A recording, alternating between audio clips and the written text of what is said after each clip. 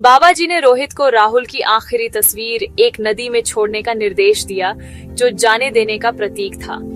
रोहित ने अनुष्ठान किया, क्षमा और शांति के लिए प्रार्थना की। जैसे ही तस्वीर बह गई, एक बोझ उतर गया।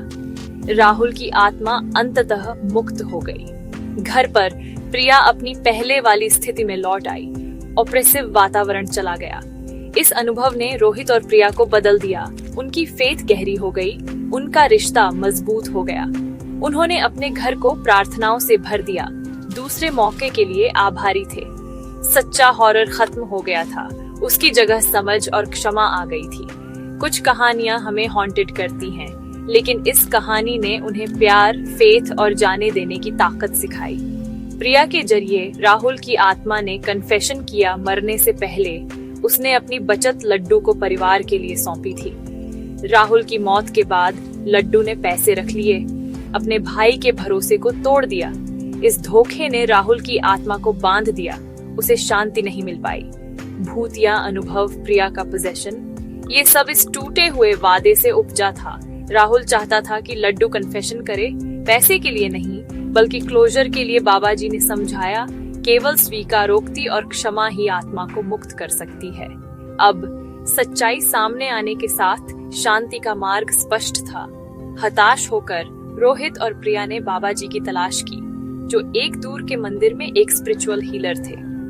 बाबा जी ने महसूस किया कि प्रिया अकेली नहीं थी और उन्होंने अनुष्ठान शुरू किए, आत्मा को बुलाया। प्रिया को दौरे पड़े। फिर उसने राहुल की आवाज में बात की, दर्द और अफसोस से भरी हुई।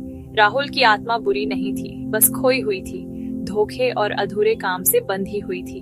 वह प्रिया की करुणा की ओर खींचा चला आया था, उसे एक माध्यम के रूप में इस्तेमाल कर रहा था ताकि अंततः उसकी बात सुनी जा सके।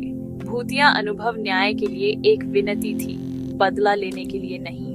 बाबा जी ने सुना, यह समझते हुए कि यह एक पारिवारिक त्रासदी थी जिसे करुणा की जरूरत थी, एक्सॉर्सिज्म की नहीं। भूतिया अनुभव के पीछे की सच्चाई अब सामने आने वाली थी।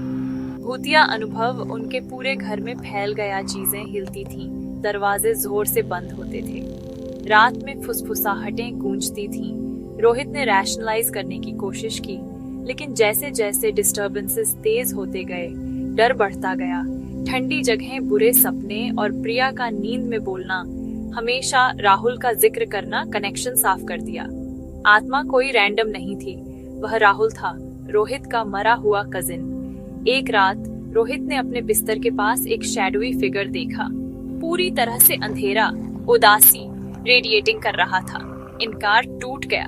उन्हें किसी ऐसे व्यक्ति से मदद चाहिए थी जो सुपरनैचुरल को समझता हो।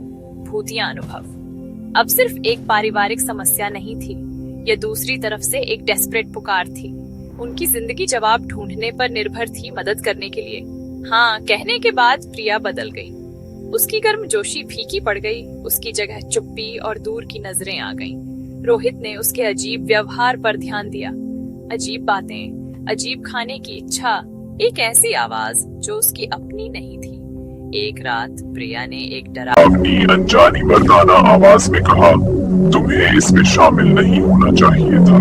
रोहित को एहसास हुआ कि यह कोई साधारण तनाव नहीं था, कुछ सुपरनैचुरल ने उसे जकड़ लिया था।